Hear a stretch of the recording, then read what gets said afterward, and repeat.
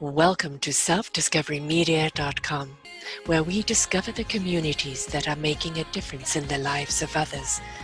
Our self-discovery is something we are all making on our life's journey.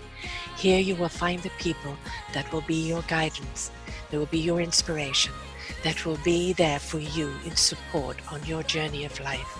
Do enjoy. Our next show is... Good morning, good afternoon, and good evening, everybody. Welcome back to another edition of Your Health is Your Choice, right here on selfdiscoverymedia.com. I'm your host, Sarah Troy, and my guest, who's in Florida right now, you can see the sunlight shining down on her, is Barby Ingle. She is an author of numerous books, but what we're going to be talking about today is something extremely important, from wheels to heels. How she had a rare disease, or has a rare disease of chronic pain, but it's all about hope and help and understanding. And it's about how we can actually live with pain. You know, it's not just like mind over matter. Chronic diseases are there. Sometimes they're just, you can't will them away. You have to learn to live with them. She has had a number of issues, but it's about how she has, you know, lived with her pain, and as I call it, make partnership with it. You know, there's times you have to listen to pain and you go, okay, I give in. What do you need from me? And other times you say, I'm too busy for you. And I've got to get going. She has the International Pain Foundation, iPain, and where she shares powerful stories about life-changing events that force life reflection, purpose, on her journey from wheels to heels. So let's hear her story and see how it can empower you today, facing what you're facing, and to know that there is hope and a solution. Welcome to the show, love.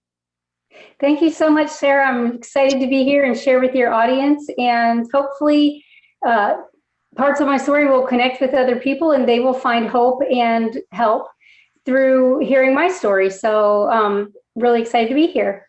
There are very few people that go through life without somewhere along the line being subject to some form of pain, you know, whether it's temporary, you know, a breakage or an illness, but disease is kind of on the rise. Maybe it was always there, but we just didn't notice it. We didn't have labels for it. We didn't have understanding for it. People didn't live very long. We're living longer now, but we're living longer with pain. So how about you start off by telling us the wheels to heels? What put you in the wheels in the first place? So I was in an 8-second car accident. It was real quick. And that 8 seconds changed my life. It changed my trajectory. I was taking life for granted. It stopped me in my tracks. And I went from being on top of the world, having everything, to having lost my marriage, going on food stamps, couldn't work anymore, and ended up in a wheelchair for almost 7 years. And as you said, I have a rare disease called reflex sympathetic dystrophy. Reflex is anything in your body that's automatic, goes haywire. So your heart, your swallowing, your intestines, coordination. Your sympathetic system is your nervous system. It feels like someone put lighter fluid on me, caught me on fire, and it's hard to put out. And dystrophy is loss of muscle and bone.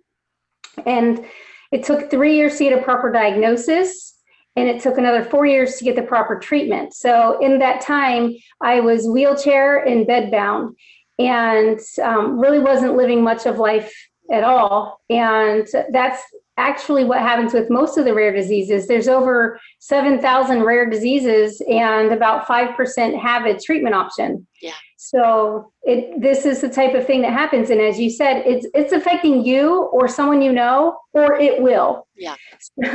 And we're not taught in life how to handle it when it hits you or it hits your family. So that was something I had to learn on my own, and I wanted to share with other people so that they don't have to go through the same challenges and struggles that I went through over the course of that 7 years in the wheelchair, and then going to heels. And you can notice I spelled it HEALS, as in health. Yes. Versus high heels, although I did buy a pair of high heels. I'm in the heels. Getting the heels is in health was more important to me. And it was my strength in getting through and knowing that I didn't want to be where I was, and finding a way to get to a spot of healing. And although I am in and out of remission, I still have challenges and things that I go through. I actually use a lot of modalities to stay upright and to do all the things that I am still able to do or work towards doing in life. I have fibromyalgia, and I've been an asthmatic since so a very long time.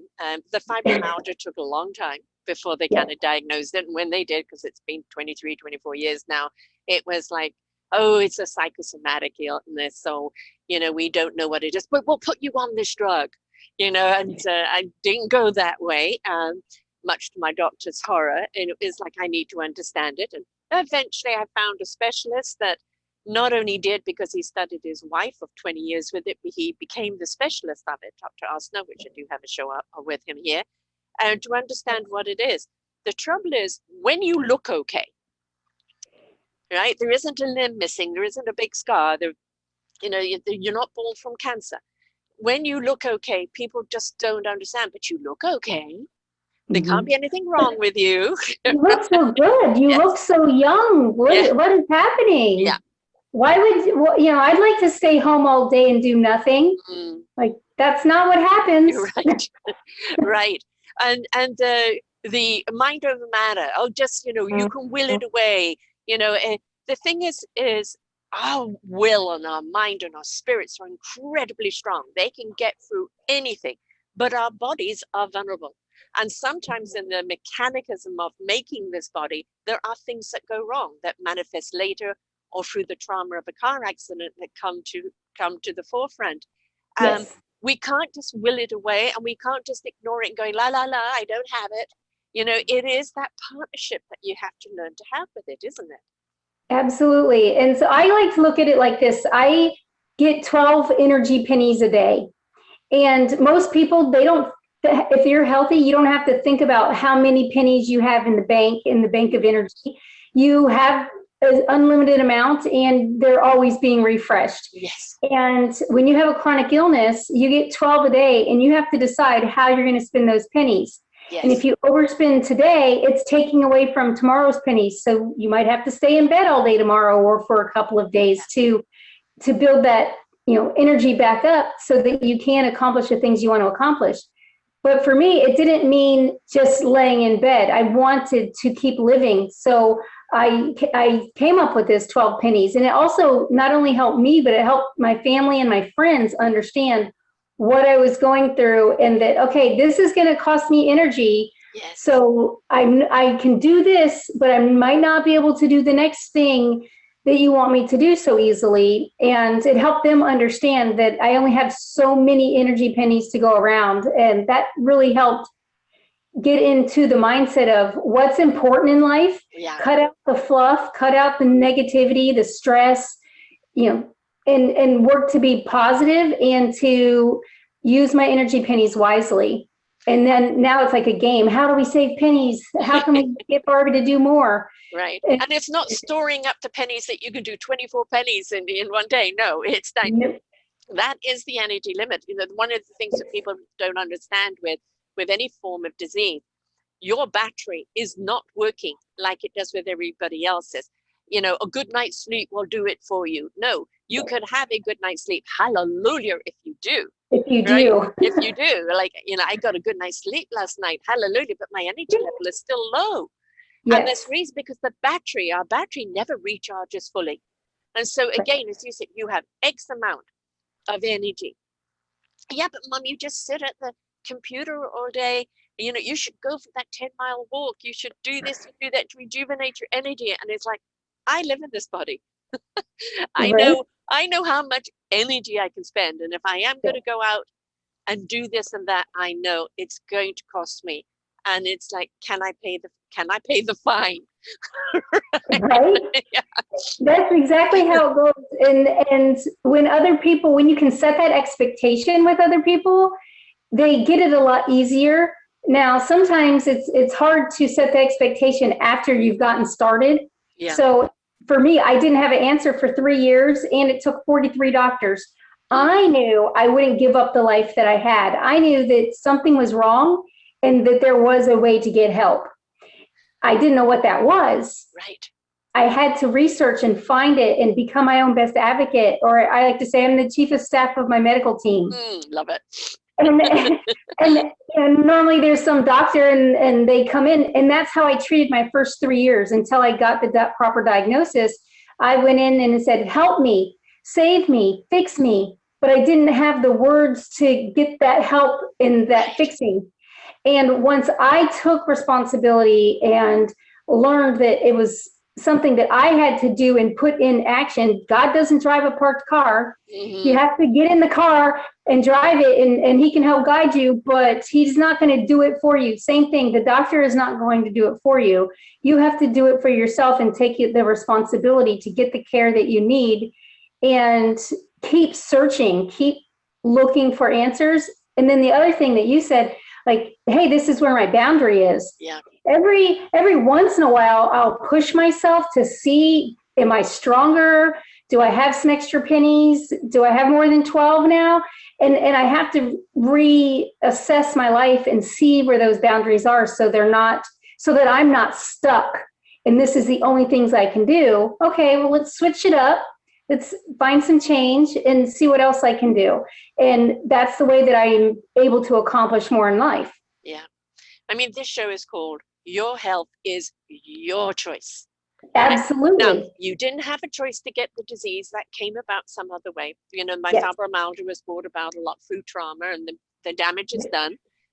Now it's just learning to live with it and knowing the boundaries. And how you live with that. The choice is how you live with it. Yes. But also that research, as you said, be your best advocate, be the chief officer of your own health. And don't lay all the responsibility at a doctor's feet, because especially if it's a rare one or a newer disease, they have no idea. Right? Exactly. And you can't articulate it in a way, because it's so hard to describe sometimes what you're going through. Well, I think it must be this, and I think it must be that.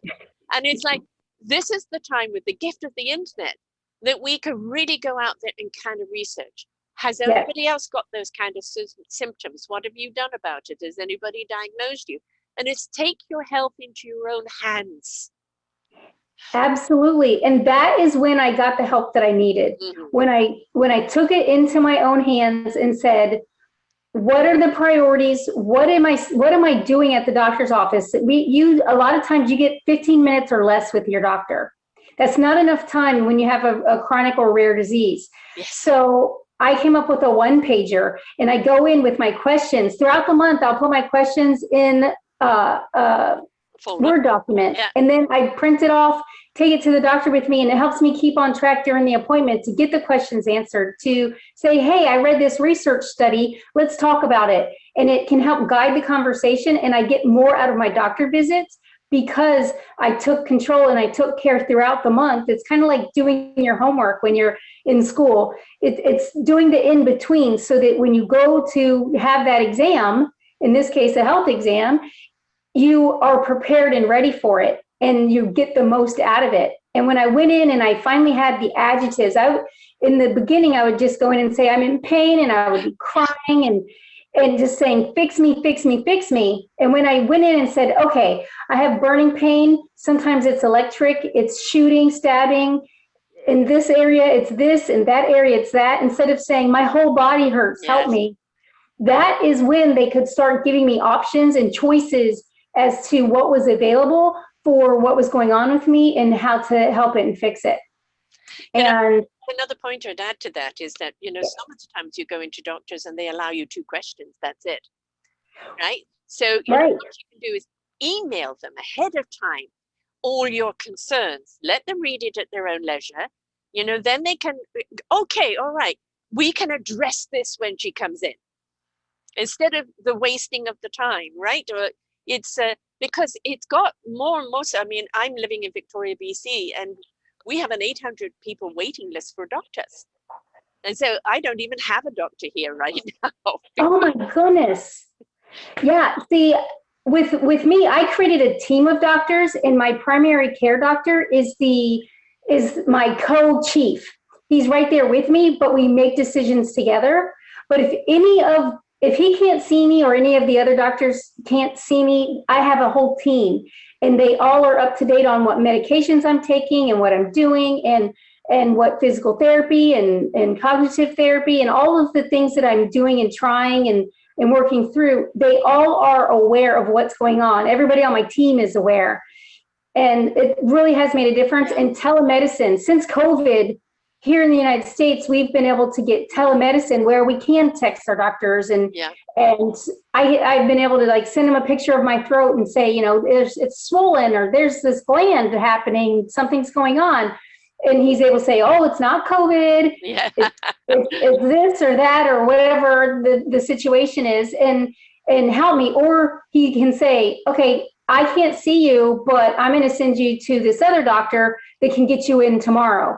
So I've been really lucky with telehealth and with having a team of doctors instead of just one doctor to get the care that I need. And they brainstorm about their common patients. So that's been helpful for me as well. If you have a rare disease or a chronic disease and your doctors are all working together, one might have heard of a new treatment coming down the pipeline that none of the others have heard of, and they can all discuss it, which is teaching each other as well as helping us as patients at the same time. So I really like that aspect of it. I wish more doctors would do that, you know, because it's like, well, I don't know, so therefore dismiss it. And it's like if you go and investigate, it's, you know, rather like the Dr. Austin with fibromyalgia. His wife was in a lot of trouble and just nobody, even him as a doctor, did not know what was going on. And it was through watching her, really learning from her what was happening to his body, that he did the research. Now he is the international doctor for doctors to go to understand the disease. And we can't expect them to all know everything going on, but if we could get doctors, are you willing to collaborate with other doctors? If they say no, drop them. If they say yes, you know, I want a team, yes, then that's the doctor for you. Great point, Sarah. Great point. You can fire your doctor. You can say, look, you know, if the doctor says, I don't have anything else to offer you, that's a cue for you to go somewhere else. If some doctors aren't only willing to do certain options and certain treatments, that might not be the right doctor for you. You can fire them also. Yes. You can get the help that you need. If you do not feel comfortable with the treatment option that they're saying, I think you should do this, but you're not comfortable, you have the right to choose that you don't do that option and to move on to a different provider. And there could be backlogs and there could be other situations going on with getting it paid for and that type of thing, especially here in the United States. But there are options. And like you said earlier, Google has a lot of choices. You might not be able to get into a doctor to do physical therapy, but there's a lot of YouTube channels that talk about yoga and physical therapy and stretching and strengthening and, you know, all the different aspects. Every aspect of your life is affected by a chronic illness. Yes. So it's really important to not just focus on one area of health, but, you know, the mind, the body, the spirit, all have to be looked at and worked on and in harmony with each other. Hugely important. You know, if you concentrate purely on the body and the pain, it's going to consume you. So sometimes, as I said, you know, I'm in partnership with my body and I know, okay, it's having a rough day today.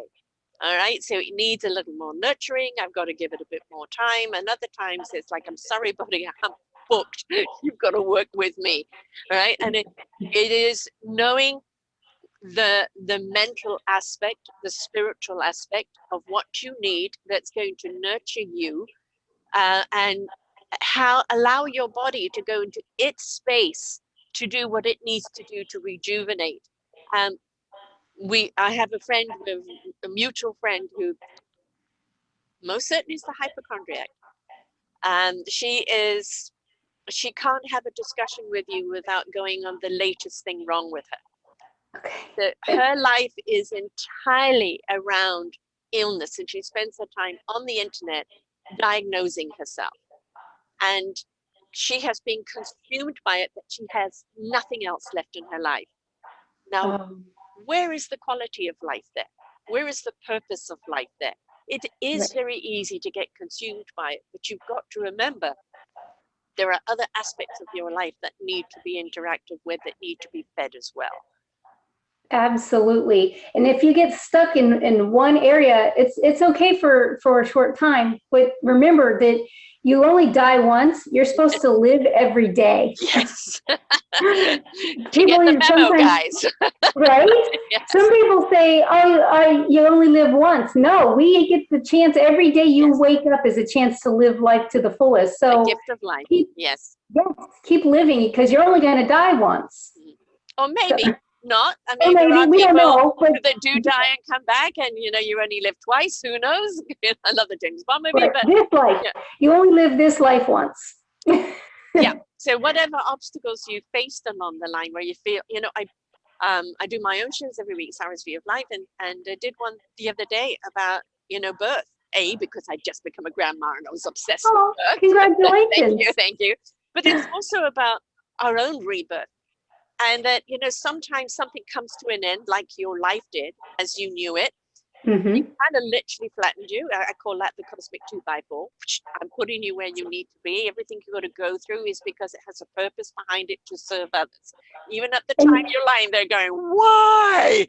Yeah, and you don't always see the purpose until you are able to look back and go, oh, yes, I was exactly where I was supposed to be, when I was supposed to be. And if this didn't happen, I wouldn't be able to be where I am today. Exactly. And the thing about rebirth is that, when you actually are pregnant, you're 9-10 months in pregnancy, and all the things that you go through, there's the body's changing.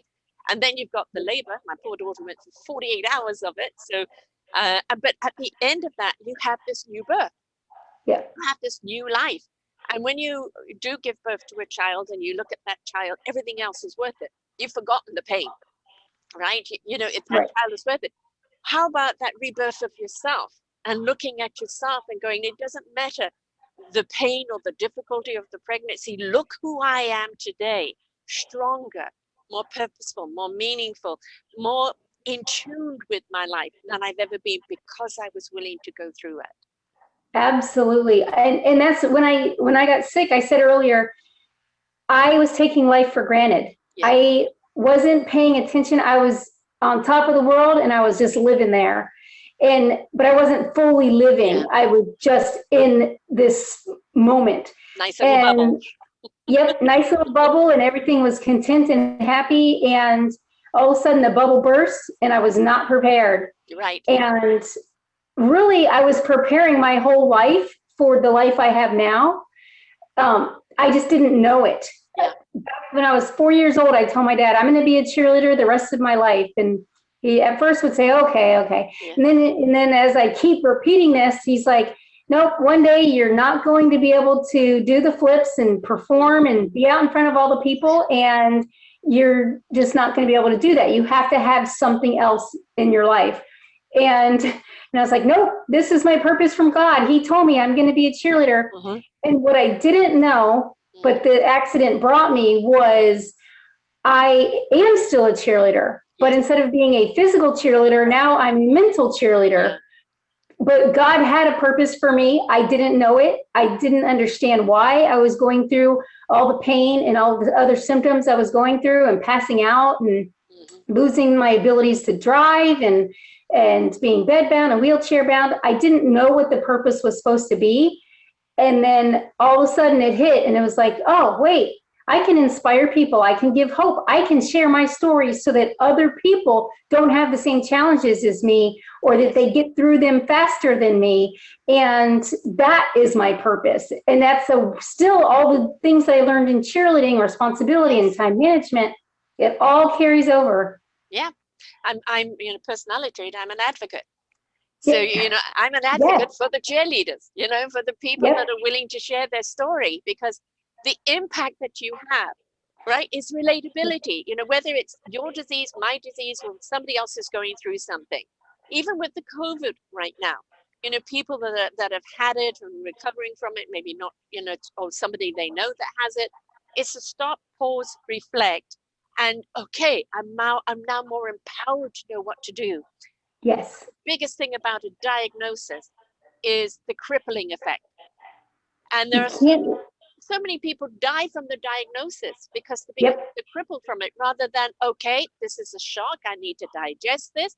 What does it mean, and what do I have to do? Yes. And how do I get past this? Yeah. How do I move on? How do I keep living? And a lot of people just stop. And I know people that have just stopped. Their condition could be potentially not a lifelong issue or challenge, but because they stopped, Yes. it becomes that. It's just like, you're going through life and then all of a sudden you lose and you're like, I lost, I'm done. No, loss doesn't mean you're done. It doesn't mean it's over. It means Keep redirection. going. Redirection. Yes, Yes. exactly. Yeah. There's a million ways. That's another thing I've learned being chronically ill, was there's a million ways to accomplish something. And just because I can't do it the traditional way that everybody around me is seemingly doing it, doesn't mean I can't go over, under, around, or through. Like, there's other ways to get to where the end goal is. Don't stop. Keep going and find a different way. It's another wonderful woman I interviewed. She doesn't call it disabled. She calls it differently abled. Nice. Right? Yeah. Which is so much more respectful. I know my limitations. I know I can't run. I can't do this. I can't do that. I don't focus on what I can't do. I focus on what I can do, because I'm more able to do that than I'm able to do that. And it's this expectation that you've got to do it all. It puts pressure on you when you've been given a challenge. Oh God, I'm not going to be able to do this anymore. What are people going to think of me? Or, are they going to look at me as a failure because I can't do this and I can't do that? Just please take that, put it in a nice big ball and throw it in the trash. Yes, I even will make a physical motion of taking it off of me and throwing it or trashing. Yeah, it's done. It's gone. Yeah. And I don't need to have that guilt. I don't need to have that anxiety. It's not. Who does it help? Does it help you? Does it help anyone else? You. No. Yes. No. It's a stopper, and you can't live life to the fullest if you put those stops in your path. Yeah. My children have always been very concerned because, Mom, they worry about me and all of that. And, when I used to have an asthma attack when they were kids, first thing they did was run and get my asthma pump. They know Mom needs the pump. And when I got the fibromyalgia, and as the years have progressed, and of course I'm older, more things become limited. And my son really, really concerned. And every time I'd go and see him, Mom, you need to do this. Mom, you need to do that. And then one day I just managed to get him and say, just stop. Every time you tell me I need to do this and do that, you make me feel broken. How about just wrapping your arms around me and loving me, giving me your energy? That is what I need from you. Oh, okay. Yeah. Oh, I can do that. Trying to be of help, but what he didn't realize, he was making me feel worse. Yes. Yeah, and that's the part of setting the expectation is it probably was a little scary to say, wait, every time you say that, you make me feel broken. Right. But that was important words to help the whole situation, set the expectations so that he can help you in the ways that you actually need the assistance, but let you live life your way in between. Yeah. I never, ever, ever underestimate taking someone in your arms and just giving a loving hug. It is energetically so empowering. It is so liberating. It's so caring. It is that love exchange, and it is so fueling. It really is. So, don't, well, it's just a hug. What can that do? A lot. A lot. A lot. As humans, we need physical touch. Yeah. It's part of living and part of life, and it's something that's innate in us. So yeah, a physical hug can take you so far. Even an air hug. Yes. Yes, right. Yes. I mean, obviously for COVID right now, with all the restrictions and things like this, that hug. As I said, I've just become a grandma, and I waited a couple of weeks before I went to see her. And at first it was, COVID, this, that, etc. And then it's, Mom, come and see me. I don't see anyone.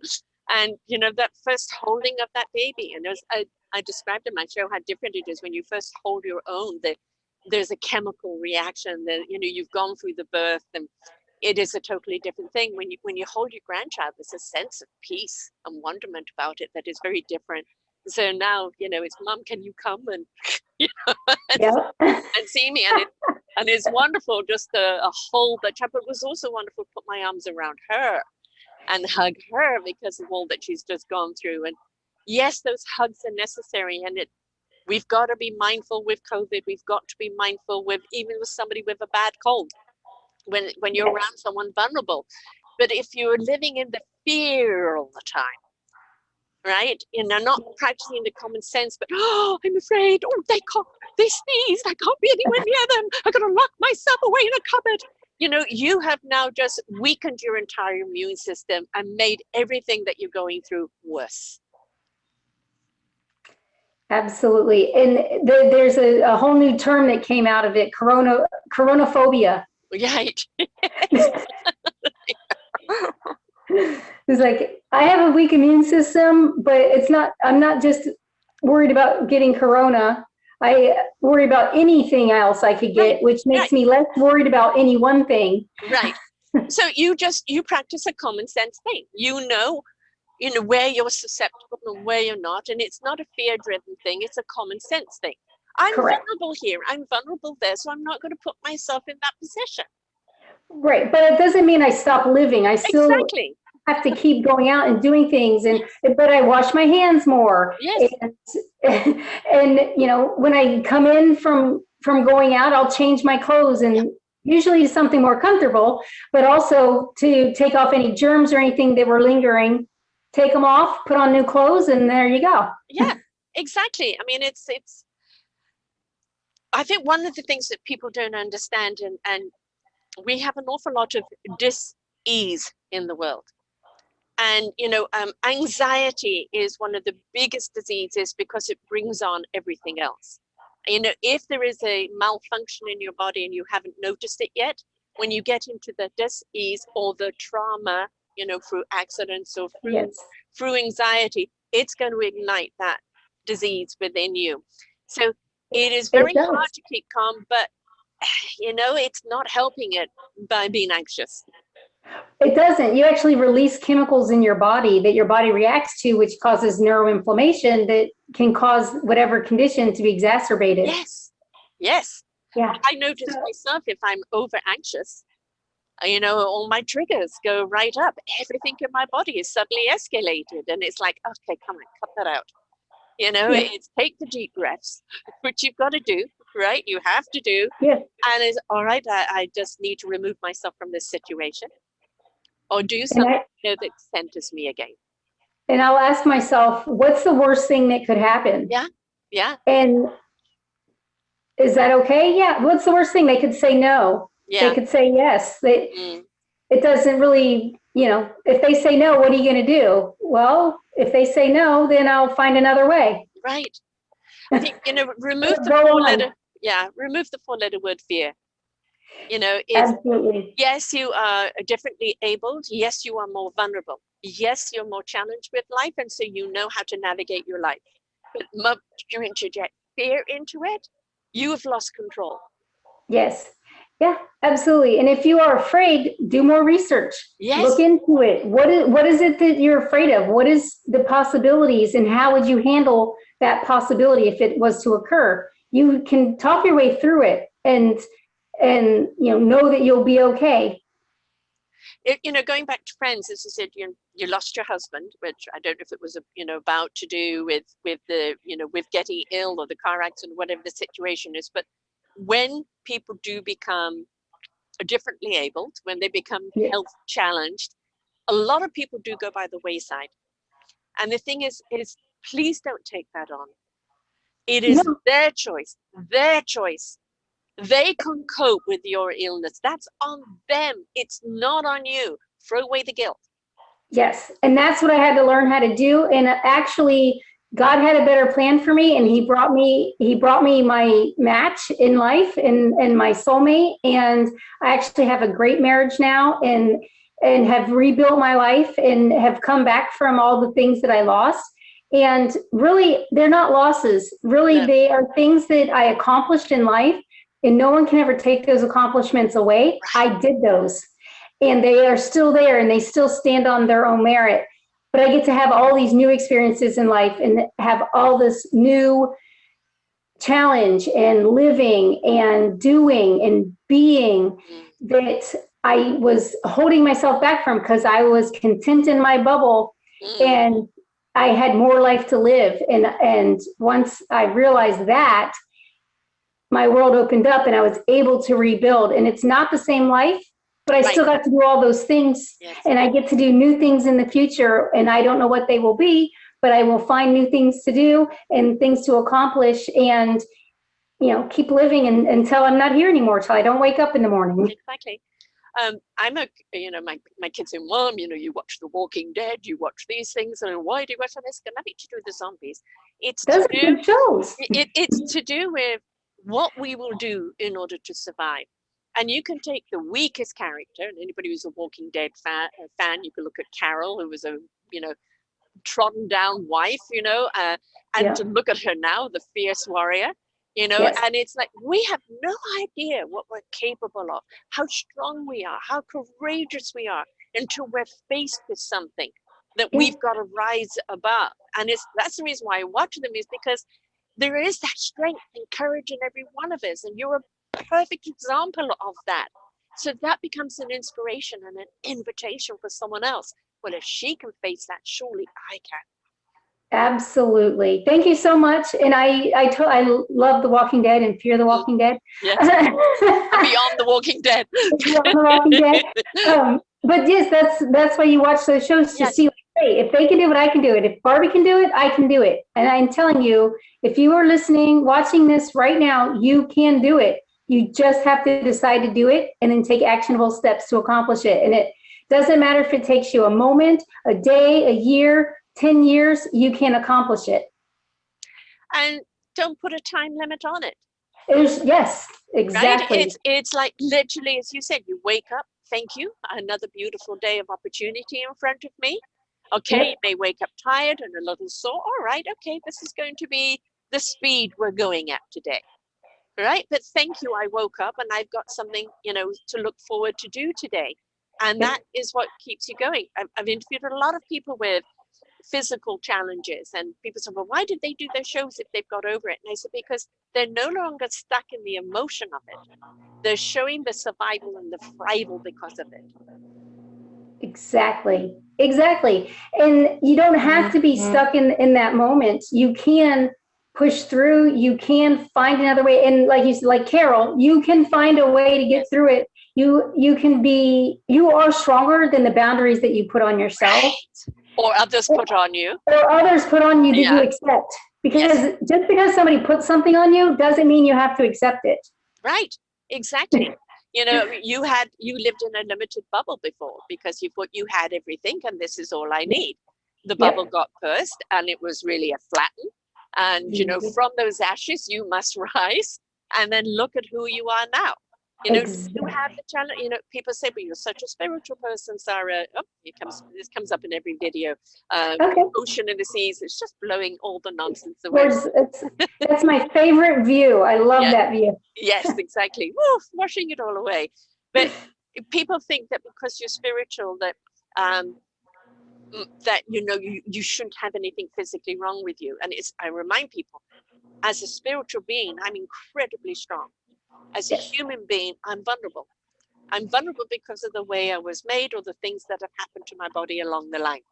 Yeah, or there's a purpose in your life, and this plays into the purpose. And again, I didn't see it at first. You might not see it, but it has to do with whatever your purpose is in life. So take it and use it as a positive and a tool. Being in pain isn't positive, but what you do with it, what comes out of it, can be the most rewarding and positive thing for you and for other humans. And it's about human connection. Yes. And pain, it has such a different degree. Now, you are giving birth and you're in that contraction that is contorting your whole body. That is extreme pain. Yes. We're talking about that pain. Nobody can survive that pain 24/7. We're talking about the pain after you just physically not being able to do something, or as you said, the digestive system not working properly, or, whatever that we're dealing with, it slows us down, it makes things more uncomfortable, or it holds you back. And it's different degrees of pain. And just as you say, pennies of energy, it's like, Yes. where's your pain level at today? Okay, right. I can do more now today because the pain level's there. The pain level's a bit higher. Okay, I need to be a little slower or more nurturing to my body because the pain level is a little higher. It is Yep. just a barometer of your life, and you just got to learn to navigate it. Right. And it's going to be different for every person. Yes. Don't try to compare your Please. level Yes. to anybody else's. No. It's yours. Yes. Only you are going through this. And only you are going through this. Other You know people what are. it means. Exactly. Exactly. Yeah. I mean, you get people. I once went to a fibromyalgia clinic. There was a talk thing, and somebody said, "Come along, Sarah, but don't say anything." And I'm listening to this guy. Oh, I know. It's so painful. Oh, I know this. And he's going, all the people, oh, and everybody's like sharing their pain level. And it was such doomsday. And she could see I'm champing. And eventually, I had to say something. Will you stop feeding the pain and start feeding the solution? And he's the guy Yes. that's conducting this as a pain relief thing. And he just looks at me. And I said, if we constantly deal in the moans and the groans of it, and we're feeding that, that's all we're going to get back. Life is an algorithm. What we feed is what's going to come back to us. So yes, Exactly. you're in pain today. All right, there is the nurturing. I hear you, body, or I hear you, mind, but don't get swallowed up by it.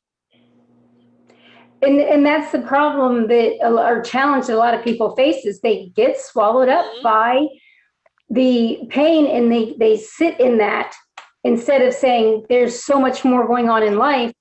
And I'm not saying do it if you hurt. I'm saying find ways to do it. If it's today I can walk for 1 minute, walk for a minute for a week, and then after a week, then go for a minute and a half, and eventually you'll get up to 20 minutes. And it might take you a lot of time to get up to be able to walk 20 minutes or 30 minutes a day, but it's doing something, and you're building your strength instead of sitting in the pain and letting that just stop you. The other thing is, don't get caught up in the victimization and how everybody feels so sorry for you. It's going to keep you there. Right. Decide not to be the victim. Yeah, I'm not a victim. I'm not a warrior. People try to, put you're a victim of breast cancer. Yes, I've gone through breast cancer.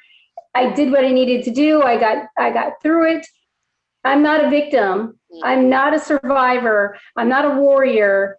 I'm just me living my life. And these are the things that I had to go through to get to where I am. And I have goals and things that I want to accomplish. If I get stuck in that one thing, what I am, it's not who I am.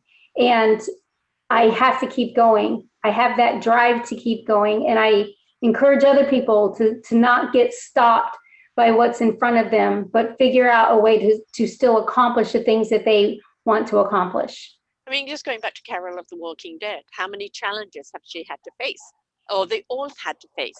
And you can accomplish one and you think you're on the top of the world. And you can ride that for a while. And along comes another challenge. It doesn't mean you failed or that you've fallen back. It just means it's a new challenge. And you are strong enough to get through it. Yep. And ask for help. Yes. Don't be afraid to know and understand your disease. Ask the questions, do the research, ask for help, and create your oasis, not a bubble, but an oasis where you can have the things in your life that you need, the people in your life that you need, and get the support and hope and help that you need. But remember that you are the driver, you're the chief, you're the leader. It's up to you to be the best you can be. And you have different friends for different reasons. Yes. And there is a friend that you can go to and say, look, I'm having a bad day, help me. And there's, otherwise I'm having a good day, let's go do something. And each one of those people are going to be a different instrument in your orchestra of life. And it's important to know who they are and what they can. Some people will be uncomfortable with the fact that you are going through this because they don't know what to say or what to do. Other people are going, having a bad day, what can we do to make it better? And it's knowing who you are, who your tribe is, and whom you can turn to. But don't go through it alone, which is something I'm inclined to do. So I've actually literally turned to Facebook sometimes and go, folks, I'm having a bad day. And the amount of love that I get, support that I get, that energetic love helps me through it because it shows someone cares. Absolutely. And it shows that you're human. Yes. That you need help and you've reached out. And and when you do that, typically people will reach back out and say, okay, let's do this. What can I do to assist and aid you? Not do it for you, but assist and aid you in having a better day. Do you find that because you come across, as a person who is strong and resilient and got this in control, that people would also not want you to quote fall or have you not be able to cope with anything because they see you as the warrior, whether you want it or not, and that, it's like, well, if she's having a bad day and can't cope with it, normally she can cope with it. Oh no, that I couldn't possibly do it myself, so. Right. I do see that a lot. And I have changed what I do. When I am having a bad day, I will post positive quotes and positive pictures and maybe a memory of something that I've been a part of. And then when I'm having a good day, I'll go back and tell the story of I had this bad thing happen, but I'm having a good day now. And so I kind of use that to motivate myself, but also try to be that positive, shining voice while still sharing the reality of living with chronic disease. And it's okay for you sometimes just to have what I call a tear day, a day where you just feel, I can't cope today. And it's okay. It's all right. Because what you're doing is you're spending that emotion. Don't bottle it up. Spend it. Once it's out, get it out. You go and do something that uplifts you. For me, music. Headphones on and the music's there. And thing about music is that it literally goes in and changes your frequency in your body, which can help that frequency rise up. So find out what it is. Right. Isn't it music fantastic healing? It absolutely is. And my husband will, if I'm having a really bad day, he'll say, all right, spontaneous dance party. and turn on the music. And it's like, I just said I'm having a bad day, but then the music comes on and it, and it reminds you of something that you've done or dreams or goals or whatever it is that's a positive vibe. And that energy can fill you. It can help increase your endorphins. It can help your blood pressure. It does so many positive benefits for you. I love a spontaneous dance party. Yeah. One of the things I know that comes across, and it comes across my mind too, plus I'm a lot older, but, you kind of, when you're navigating your life day in and day out, your restrictions, you think like, who would want to be in your life? Who could love you under these conditions? And here you have found love again. Somebody who understands she's having a bad day. I'm not going to criticize. I'm not going to do this and that. I'm going to do something to uplift her. I mean, that is a pot of gold right there. But absolutely. For a lot of people going through it, it's like either we don't want to burden someone or they're just simply not going to understand. Yes, that's why setting the expectation is important. Learning to ask for the things that you need help with, but learning to do the things that you don't need help with. Don't just give it. I could give it all to my husband and he would do it for me. But I try to do the things that I can do and only ask for the things that I actually need help with. Right. Instead of making him have to live my life for me, because he needs to have a life too. Yes, that is important. It's the end of my mom's life. She was 5 years in bed, and my brother ended up looking after her, and occasionally my sister. My brother ended up having a heart attack looking after her because it was, a lot of work. Plus, he was working full time, and my mom became very, very dependent on, his 24/7 care. And we've got to remember maybe is going to come a time where we aren't physically able to do things. So you mustn't put all the burden on one person. This is again where you have that tribe around you. Yes. To get to that position, who is willing to come in and help out so that it's not falling all on one person. And that's preparation, right? It doesn't mean you're giving up or giving in or you're not being positive. It just means if that limitation does get hold of me at a later age, or, for anybody, we have people who get dementia, people who get heart attacks, people who have other problems, the health issues come up. Talk about it ahead of time of what's the plan. Yes, I wish people would have those conversations. I wish I had them even earlier. I wish that I had them back in like primary school, elementary school, and been prepared, because when this hit me, I just got lost and lost everything both. Yes. And so I was like, what do I do? What am I supposed to do? And had to figure that out. And it should be easier for us. And had I had preparation, had all of us had preparation to be in charge of our health and to know that it is our responsibility and that we have the choice, it would make all the difference in how we get through something, how the final outcome comes about. It really would make all the difference if we had preparation and education. It would remove stigma. Right?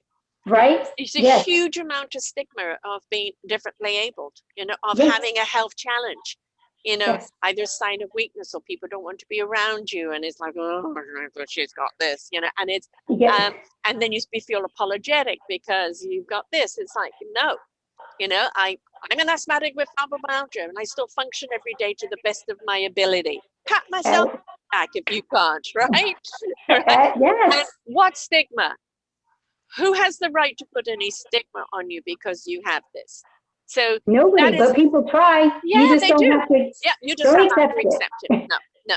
Yeah, that's another one of those things. Throw it out. Throw it. Again, their issue, not yours. Correct. Right? So we've also got to understand there's a big disease around the way people look at disease. And people who pass judgment, and people who just think it's a snap out of it, or that you're using it as an excuse, that is their journey that they're going to have to work out. Do not take it on. Don't take other people's negative opinions on, please. Absolutely. And with our doctors earlier, we said, you can fire your doctor, you can move on, you can find another way. The same thing, if somebody is in your life and they're negative, you can, but even if you want them, and you can cut them out, but if you want to keep them in your life, you can find ways of, okay, I'm only going to answer the phone when they call if I am in a good place and I am, ready to take on this phone call, or I'm ready to go do this outing with them. And prepare yourself. You can take steps to make it a better experience for you. Or if somebody, gives you something that's like a backhanded compliment, wow, you look good for a disabled person. Well, have it thought through. And, I say, well, God blessed me with looks and he did not bless me with health. Right. I got to work on that on my own. Yes. So try to take it as a compliment, even if they don't mean it as a compliment. Right, exactly. It's up to you and how you navigate through it. You've got lots and lots of books here. You've got From Wheels to Heels. You've also got the Pain Code. You have 2 Pain Code books. Yes. You've got, the small print here right now on the posting. So there's so many other books that you've written also with other people. But it's all around the navigation of health, right? Absolutely. It's finding what works for you. And I shared some of the things that work for me, but it's really, you have to find what works for you. And so you can use what I've shared as a springboard to find what choices that you want to make with your health. And that's what the books are all about. And there's some for children. Aunt Barbie's Invisible Endless Owie is a great children's book. Then we have some for relationships, Real Love and Good Sex for chronic pain patients and their partners. And, everything in between, navigating the health system on the insurance side and the hospital side, what you do in your day-to-day living, which is From Wheels to Heels. Yes. So there's a wide variety of stories and tools, tips, and resources throughout all of those books that cover different areas that we need to address in health to bring it all into a circle that is workable and usable for you in whatever way you need to use it. Right. I mean, you've got the remission as possible, the Yes. pain code workbook, Yep. real love and good sex. Of course, that's Yep. something people think you don't have when you have a disability. The wisdom Ingle. I mean, you've got them all Yep. here, the RSD and me. So, Yep. all of it is you've taken what you've got and just decided to make it something, whether somebody's got the same disease as you or not, it doesn't matter.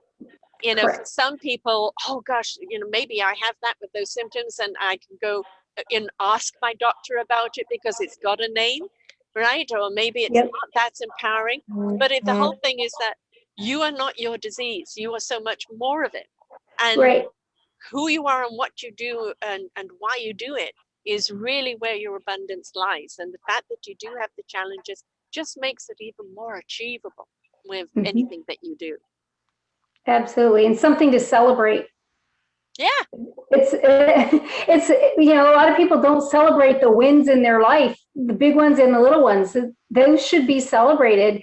And if you haven't walked for 1 minute, the closest you've gotten was your house to your car and back into your house after a doctor appointment, make it a goal to stand and walk in place for 1 minute with a timer. I accomplished something. Like, celebrate that moment.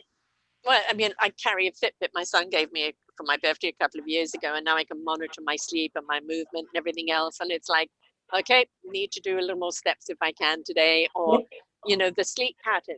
Before, I just didn't understand, why am I waking up so tired? Well, now I can see that sleep pattern, what's going on. And just waking up tired is part of the disease, which it is for most people, because the body is working so hard to keep you functioning and alive that it's using up all that battery.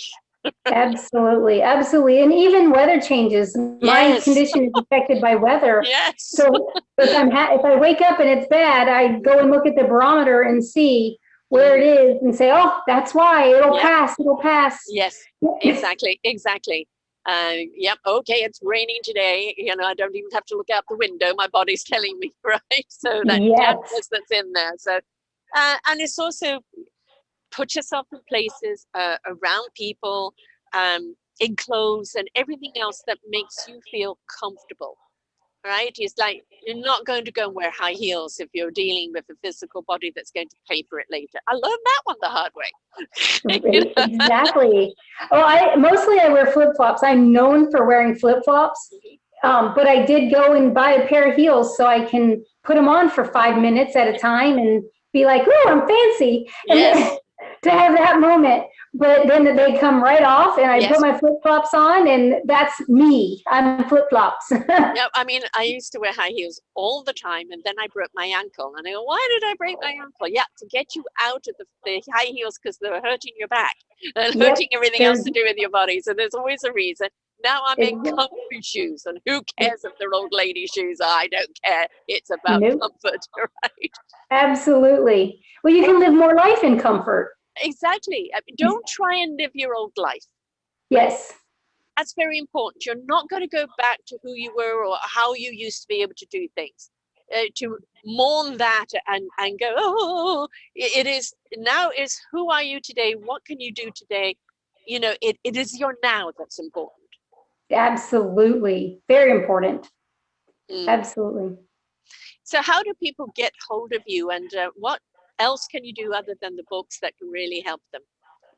Well, as you said, I am the president of the International Pain Foundation, which does education, awareness, social events, and access to care for patients. And we work in 16 different countries around the world, including Canada, the United States, Japan, Australia, New Zealand, the UK, Latin America, and many more. So Israel, India. So we have people all over the world that we're working with, helping, and we do different projects, but they're based around those 4 areas: education, awareness, social events, and access to care. And you can check out internationalpain.org for information about the foundation and the projects there. And you can find more about me at barbyingle.com. And I do peer-to-peer mentoring, talk to patients a lot. And so if you are a patient and you'd like to talk, it's not, there's no charge, it's free.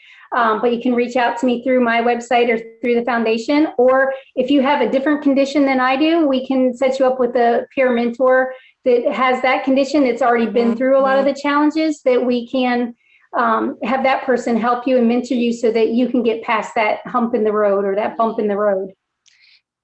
Please don't look at it as a diagnosis, as your be all and end all, that your life is ended. It means that chapter of your life is no longer. It means there's a new chapter you're going to write, and there's going to be many chapters in your book of life. And you know, can you do the cha-cha anymore the same way as you used to? No, you might have to do the bum shuffle, you know, whatever it is, you know. It is about seizing your day and doing as much as you can. For me, being in purpose is extremely important. Getting up every day and doing these shows is not only because I do feel that the best teachers are those that have gone through it. They're the best people to listen to because they understand, they're relatable. They're people that really are tangible and how they've got through it that can help you get through it. Having a purpose is very important. Can you do what you used to do? No. So what can you do now? Be a bit exploratory. Understand it's going to be within the boundaries of whatever your illness is. But don't give in to the illness. Develop that partnership with it. Develop your partnership with your body. And knowing, you know, how much you can tax it, how much you can't, what the price is going to pay, all that navigation, and find something that's meaningful to you, because that will also keep you healthier. Exactly. You said that great. Thank you, Sarah. Thank you so much for sharing. And you know, humor is a huge one that we have to inject into our lives, right? You've got to be able to laugh not only at life but yourself. Absolutely. And laughing is good for you. Yes, it is. It's really, really good for you on so many levels. It releases so much, and it you know, ignites all those wonderful good frequencies in your body. And it is important about the people you have around you. You are going to lose friends, maybe even family, that don't get it, feel powerless, don't want to be around you. Please do not take it on. That's their issue. It's not yours. You have a clean slate in front of you, clean canvas. Pick up the paintbrush and paint your life as you want it, within your parameters. Yes. Beautiful. Thank you so much. It's been a pleasure. And thank you for the great work that you're doing with all of these podcasts and sharing people's stories and the information that you're giving out. It's amazing. And I really appreciate all that you're doing. Right back at you, love. So it's Barby Ingle, BarbyIAINGLE.com and internationalpain.org. And please look up both of those sites. There's a lot to learn there. There's stacks of the books that she's got here that can help you. And, you know, even if it's just something has just hit you and you're in that whole navigation of, you know, the why me, which does happen initially because it's the frustration. Certain part of your life has come to an end and you've got a new one in front of you and you don't know what it is.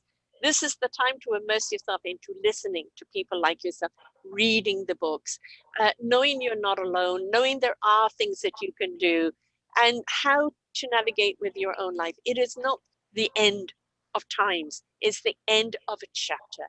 And what does this new chapter mean? And yes, you're going to have to participate in your life. You're going to have to explore the options that are going to make you well or better. You're going to have the people around you that really do care. But that's part of the excitement and the journey. Absolutely. Thank you so much. Thank you so much, Barby. So until next time, folks, remember, your health is your choice. And when you decide to choose to be positive and look for the solutions, you can still have a beautiful, abundant life, no matter what your health challenges are. For now, bye for now, folks. We hope that you enjoyed the show. You will hear many, many shows here on selfdiscoverymedia.com. We have new shows for you out every week. Just find them on our podcast or What's New.